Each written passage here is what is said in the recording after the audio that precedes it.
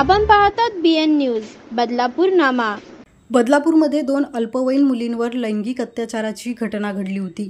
या प्रकरणातला मुख्य आरोपी अक्षय शिंदे याचा मृत्यू झाला आहे। पोलिसांची बंदूक हिसकावून त्याने पोलिसांवर गोळीबार करण्याचा प्रयत्न केला, तेव्हा पोलिसांनी स्वरक्षणासाठी त्याच्यावर गोळीबार केल्याची माहिती समोर आली आहे।